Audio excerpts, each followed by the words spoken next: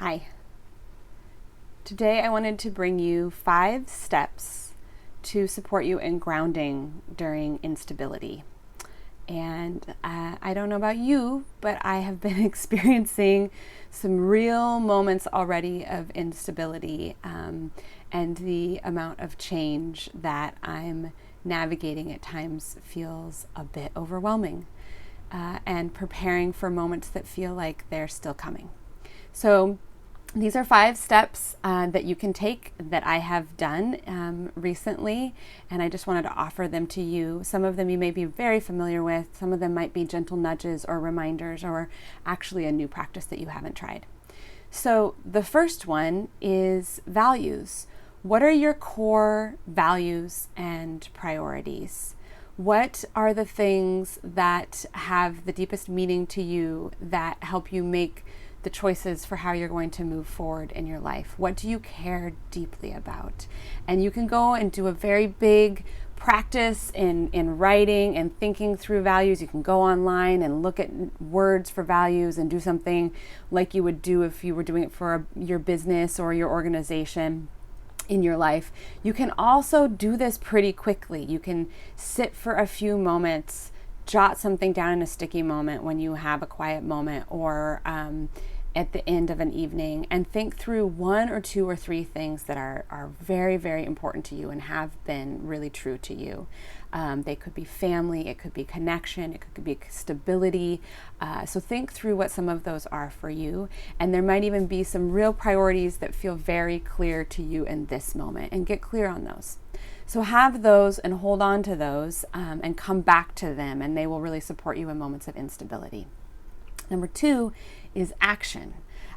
When things start to feel unsure and unsteady, we can get really overwhelmed, and it seems like there's a lot to do. And sometimes in those moments there is a lot to do. And so the key is to figure out what are the 1 or 2 or 3 simple actions that you can take that are in alignment with your values and your priorities for this moment, that you can move forward, that can help you feel unstuck and help you navigate the overwhelm. And here's the trick. You can also get into action where you're just churning and moving in order to not feel all the feelings of change or instability. And so figure out what's also coming off your plate. What can you simplify? What can you make sure is giving you room to navigate the things that you have to navigate right now, right? So number 2, action. Think of those things that you need to be focusing on, 1 or 2 or 3. You can even do this with your team if you're working with a team, right? And what is coming off your plate? It maybe feels really important, but when you look at what your values are and what your priorities are in this moment, you know, maybe you can't take that on right now, and it's okay. For me, right now, our meals are looking a little bit simple. There was a moment last night when I was asked, is this it? Yeah, this is all we're eating. These 2 frozen things are what we're eating tonight. Or these beans and tortillas and some cheese. This is what we're doing, folks. So whatever it looks like for you, what can you minimize, and what can you take off your plate to make room for those priorities and those actions? All right, 3. I know that you may be doing this, but also it can feel like you need to do this and it's nerve-wracking to do this. So I'm going to offer this as an important step, which is reflect and plan. Set aside even just a little bit of time. It could be for yourself on your own. It could be with your team, with your family, and really think through first, what are your what ifs? What are the things when you're facing this instability that you're feeling really unsure about, or you're wondering about, or you're thinking may happen? What are your feelings in this moment, and why? And ask each other, if you're doing this in a group, what is everybody feeling? And if you can go there as a group, like, why? What's underneath those feelings? What are yours, and what are others' worst case scenarios? If this happens, I think this could be the worst thing that could happen. Or I'm kind of thinking this could happen, and this could be the worst thing that could happen, right? Getting them out will release them a little bit, first of all, and then it gives you something to work with. And it also lets you know, if you're doing this in a team or in a family, they may not be the same, and it's important to hear what each other's are and really be able to reflect on that. Then build some plans and build some scenarios based on what you know and your resources, based on what you have in your repertoire and your tools and your actual pantry. What do you have to support yourself and to support others? What do others around you have that they can share, right?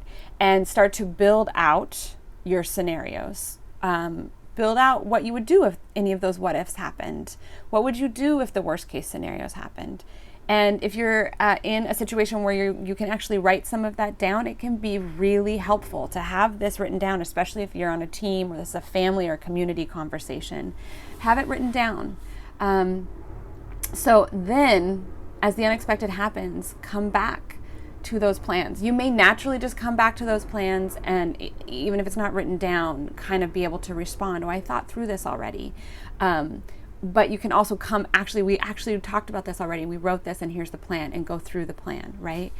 The plan isn't going to solve everything. And of course, things that you didn't think about may happen. But the act of preparing, even just reflecting and preparing a little bit, one, it will help you not go all the way there all the time in your own worries. And two, it will really, it will give you something to work from. When another big change happens or when instability happens, you at least have a grounding to work from and a place you can go from. And then you can make the changes that you need to make along with that plan and as needed, right? And number four is your heart and your nervous system, right? So what simple things can you do to take care of your own heart and your own nervous system at this time?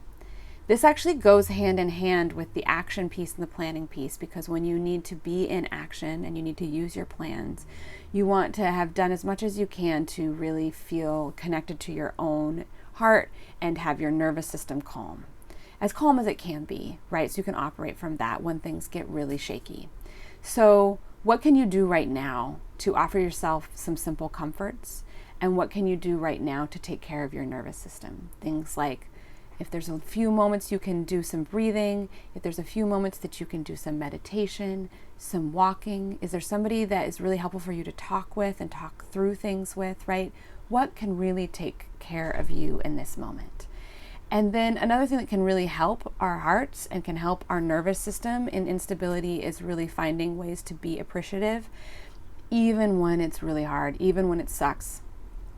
What is something that you're feeling grateful for, or you are appreciating, or you're holding on to, and being able to say, thank goodness for this, right? Thank goodness for this in this moment while you're still in the hard stuff.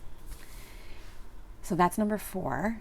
And number 5 is really thinking about your team, your community, your family, right? So what may be coming up for them right now? What may be coming up for your team or your family or your community right now? And what does support look like for them, right? And what might they need? And then find a way to have a conversation, a text, a phone call, a meeting, and ask and listen. What is coming up for folks? What do they need? What does support look like? How can you all offer that to each other, right? And you're not the only one that's responding to providing that support. You're all in it together. So what can you offer? What can the family or the team offer? What don't you have capacity for? Really knowing that and knowing where your boundaries are, so that you can keep also tending to yourself and continue to stay present. When it gets really hard and there's a lot of rapid change happening, we need to be in the best space we can be in as we navigate through it. So that's that taking care of your own nervous system's piece. And then we really need each other's support. So tending to, even before things get unstable, the planning, the reflection, and the care and checking in of what support could look like and what each person needs in a team or a community really helps you be in it together, so that when things happen, you've got each other's back and you know what could be coming up for each other. So those are the 5 steps that I'm offering you today to really support you in times of instability. And again, these are offers for grounding.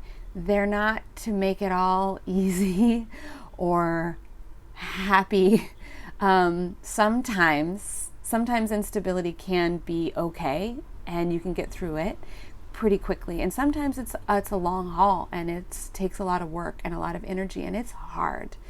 But these offers of align with your values, what are the actions you can take and what can come off your plate, what reflection and planning can you do in the moment now to prepare, coming back to those plans, what can you do to take care of your own heart and your nervous system, and what can you do and what does your team need or your family need or your community need, what does support look like, right?